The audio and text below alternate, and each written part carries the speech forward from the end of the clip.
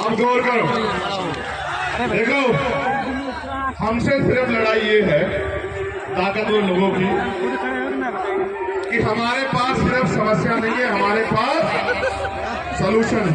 क्या है सलूशन? क्या है हिंदी में समझाए ना। हमारे पास सिर्फ समस्या नहीं है कि हम रोते रहे, हमारे पास समस्या का समाधान है।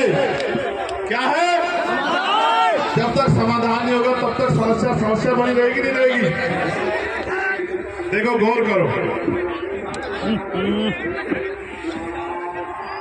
मैं सिर्फ ये बताऊंगा कि हम करने के हवाले, समझ रहे हो? आप उस पर गौर करो। सोचो आज हम ताकत में आ गए हैं उत्तर प्रदेश के अंदर, अब हम क्या करेंगे? गौर करो, यही बात अपने दिमाग में डाल के जाना, क्योंकि आज नहीं तो कल ताकत में तो आना है, नहीं आना है? आना है नहीं आना? बताओ। अगर हम ताकत में जितने होंगे तो हम सबसे पहला काम ये करेंगे कि देश में चाहे वो चतुर्थ श्रेणी का सरकारी कर्मचारी हो, चाहे क्लास 1 का अफसर हो, दोबारा बताओ, चाहे 4th क्लास का कर्मचारी हो, क्योंकि उनके यहाँ क्या है, पे स्केल है, चाहे चौथी क्लास का 4th श्रेणी का कर्मचारी हो या क्लास 1 का अफसर हो, चाहे गांव का सभासद, ग्राम पंचायत का मेंबर हो, या उत्तर प्रदेश का मुख्यमंत्री, राज्यपाल, या कोई मंत्री, विधायक या नगर निगम का पार्षद, सभासद, कोई भी हो जो सरकारी लाभ ले रहा है, जिसको सरकारी तनख्वाह मिलती है या सरकारी सुविधाओं का लाभ मिलता है, जो सरकार का नुमाइंदा है, सरकार के कहीं ना कहीं जुड़ा हुआ है, उस हर व्यक्ति के बच्चे को हम लोग सरकारी स्कूल में पढ़ा। क्या करेंगे? कैसे? जैसे डीएम साहब का बच्चा कहाँ पढ़ेगा? कहाँ पढ़ेगा? कमिश्नर साहब का बच्चा कहाँ पढ़ेगा? विधायक जी का बेटा कहाँ पढ़ेगा? सांसद जी का बेटा कहाँ पढ़ेगा? मंत्री जी का बेटा कहाँ पढ़ेगा? यूनिवर्सिटी के चांसलर साहब का बेटा कहाँ पढ़ेगा? प्रधान जी का बेटा कहाँ पढ़ेगा? और राज्यपाल जी का बेटा कहाँ पढ़ेगा? प्रमुख सचिव साहब का बेटा कहाँ पढ़ेगा? अनुसचिव साहब का बेटा कहाँ पढ़ेगा? सरकारी में। जब सारे अधिकारी और सारे नेताओं के बच्चे सरकारी स्कूल में पढ़ेंगे, जहाँ एक कुर्सी पे तो किसान का बेटा बैठा होगा, दूसरी कुर्सी पे एक मजदूर का बेटा बैठा होगा पढ़ने के लिए, और उसी कुर्सी पे बराबर वाली पे मंत्री जी का बेटा बैठा होगा, डीएम साहब का बेटा बैठा होगा, थाना अध्यक्ष का बेटा बैठा होगा,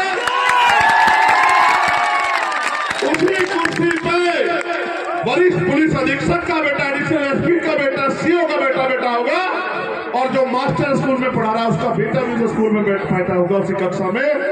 तो फिर वो आपको अच्छी पढ़ाई देना चाहे ना देना चाहे, लेकिन उनके बच्चों को अच्छी पढ़ाई देंगे तो आपके बच्चे भी अच्छी पढ़ाई प्राप्त करेंगे। दूसरा, इससे फायदा क्या होगा? ये बड़ी बड़ी मीनारें खड़ी कर दी प्राइवेट सेक्टर की, जहां 5,000 रुपए आपको देने पड़ते हैं अपने बच्चों को पढ़ाने के लिए, 2,000 रुपए देने पड़ते हैं। ये जो आपकी जेब काट रहे अमीर लोग, एक तो हमारा पैसा बच जाएगा, दूसरा हमें बहुत कम पैसे पे अच्छी पढ़ाई कराने का मौका अपने बच्चों को मिलेगा। चाहे डॉक्टर बनना हो, इंजीनियर बनना हो, आईपीएस बनना हो, आईएएस बनना हो, वकील बनना हो, सारी पढ़ाई हम लोग इतनी सस्ती करेंगे कि गरीब का बेटा भी अपने सपनों को पूरा कर सके। होना चाहिए, नहीं होना चाहिए?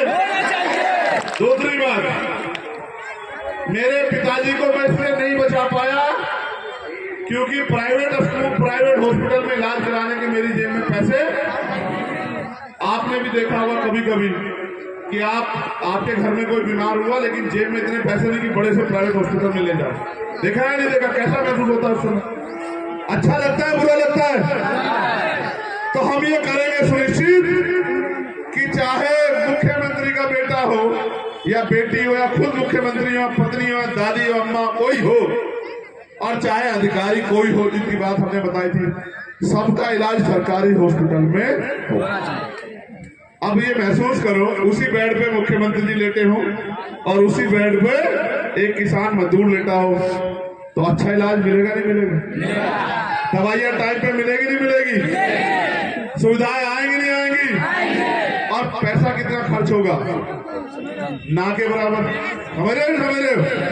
देखो, सारा सरकारी सिस्टम नेताओं के हाथ में, अधिकारियों के हाथ में, और वो यूज करेंगे प्राइवेट सेक्टर। और वो कहते हैं हमने जनता के लिए बहुत अच्छा कर दिया। अगर आपने जनता के लिए बहुत अच्छा कर दिया तो आप भी उसका लाभ ले लो ना कि भाई जो भोजन आप जनता को खिला रहे हो उस भोजन को आप भी तो खाओ, तभी तो बात बनेगी नहीं बनेगी, तभी पता लगेगा भोजन अच्छा है बुरा है। तो हमने तय किया है कि चाहे कोई कितना बड़ा अधिकारी हो, कोई कितना बड़ा नेता हो, सत्ता का हो या विपक्ष का, सबको अगर इलाज कराना है, बेहतर इलाज चाहिए तो सरकारी अस्पताल में बेहतर इलाज मिलेगा। तो जो गरीबों की जेब काटी जा रही है प्राइवेट हॉस्पिटल में, वो प्राइवेट हॉस्पिटल में जेब काटनी बंद। आपको फायदा होगा नहीं होगा बताओ? आपकी भी जीवन रक्षा हो जाएगी। मैंने महसूस किया, हमारे एक नेता महक सिंह जी उत्तराखंड वाले, उनकी माता जी का एक्सीडेंट हुआ, हम हॉस्पिटल लेके गए, प्राइवेट हॉस्पिटल में जा सकते थे, ऑक्सीजन की वो वेंटिलेटर की व्यवस्था नहीं हुई, उनकी माता जी की डेथ हो गई। लेकिन मेरे पड़ोस में रहने वाले एक हमारे साथी पैसे वाले प्रधान जी का एक्सीडेंट हुआ, सर में बहुत भयंकर चोट लगी, उनको वहीं एक हॉस्पिटल है मेडिग्राम, उस हॉस्पिटल में ले गए। 15 दिन के इलाज के बाद, इतनी चोट लगने के बाद वो सुरक्षित वापस आ गए। मैं उनके लिए भी मंगल कामनाएं करता हूं, उनसे मेरा कोई विरोध नहीं। लेकिन महक सिंह जी की मां को भी जीने का अधिकार इस प्रदेश में, इस देश में होना चाहिए था। महक सिंह की मां को भी वही इलाज और वही दवाइयां मिलनी चाहिए थी, वही सुविधाएं मिलनी चाहिए थी जो प्रधान जी को मिली। समझ रहे हो? तो ये हम करने जा रहे हैं जब हमें ताकत मिलेगी। ठीक है। तीसरी बात, सेना का सबसे बड़ा दुरुपयोग हो रहा है। कैसे? पिछली बार 2018 तक भाजपा की सरकार थी, केंद्र में 18.5 हो गए और सब लोग कह रहे थे कि भाजपा ने नाश कर दिया। नोटबंदी की, कोई फायदा नहीं हुआ, लाइन में लगे, मार खाई, पुलिस के डंडे खाए, मुसीबत झेली, लेकिन एक पैसे का फायदा नहीं हुआ। फिर भी भ्रष्टाचार जारी, आतंकवाद जारी है। फिर जीएसटी लागू की, व्यापारियों को नुकसान पहुंचा दिया।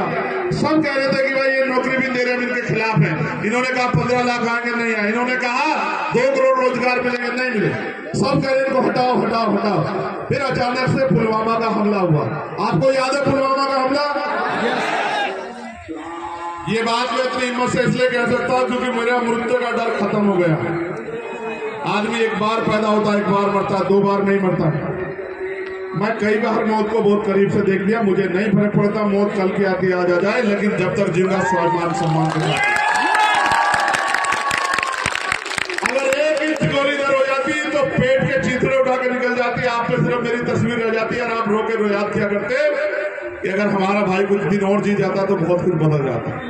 मैंने कभी परवाह नहीं की और कभी मैंने सोचा नहीं। बात करो मैं क्या कह रहा हूँ। पुलवामा का हमला हुआ, आप जितने लोग यहाँ बैठे, चाहे मीडिया के हो, पुलिस के हो, कोई हो चाहे, और चाहे सम्मानित मेरे परिवार के लोग, अगर आपका 200 रुपए कोई सामान चोरी हो जाएगा, FIR कराओगे नहीं कराओगे बताओ? जांच कराना कराओगे नहीं कराओगे बताओ? आपकी 1 रुपए की चीज अगर हो जाएगी, आप चाहोगे नहीं चाहोगे पता लग जाए किसने चुराई? पता लगाओगे नहीं लगाओगे? यहाँ बैठे होगा फोन चोरी हो जाए, आपको तकलीफ होगी नहीं होगी? उसके FIR दर्ज कराओगे नहीं कराओगे? लेकिन इतने शहीदों की, इतने सेना के सिपाहियों की जान गई, हमारे वीर बहादुर सिपाहियों की जान गई, लेकिन सरकार ने एक FIR दर्ज नहीं कराई। देखो क्या गजब की बात, एक जांच नहीं कराई कि 350-400 किलो RDX कहां से आ गया, उसको कौन लेके आया? इतने जवानों की मौत का जिम्मेदार कौन है? कौन सा देश है? कौन सा संगठन है? कौन सा आतंकवादी है? कभी जानने का प्रयास नहीं किया। इसका मतलब अगर जांच होगी तो किसी ना किसी पे आंच तो आए, और ऐसा तो नहीं आज उन पे आ जाए जो राष्ट्रवाद की चादर ओढ़ के बैठे, जो कहते हैं कि हमने सर्जिकल स्ट्राइक कराई। तो कहीं ना कहीं मुझे ऐसा लगता है कि अधिकारियों को दबाव बना के राजनीति में बैठे लोग हमारे सेना के बहादुर जवानों का मनोबल तोड़ने काम कर रहे हैं। और देखो हमारी विदेशी पॉलिसी कैसी है, रोज किसी ना किसी बॉर्डर पे कोई ना कोई सैनिक शहीद होता है, उसकी मां से पूछो। बाद में ये होता है, दिखावा करने के बाद शहीद कोई परिवार बैठा हो तो याद रखना कि उनको पेंशन के लिए भी दफ्तरों के चक्कर काटने पड़ते हैं मेरे भाइयों। इसलिए मेरा ये मानना है कि जो भी नेता सर्वोच्च पद पर बैठा हो या मंत्री बने, उसके बेटे को सेना में भर्ती करना चाहिए। जब वो बॉर्डर पे खड़ा होगा तो उसके पिता को ये ख्याल होगा कि उसकी एक लापरवाही, उसके एक षड्यंत्र से उसके बेटे को भी नुकसान हो सकता है। तो सेना का जो दुरुपयोग हो रहा है वो दुरुपयोग देश भर में बंद हो जाएगा। उससे आगे बढ़ो।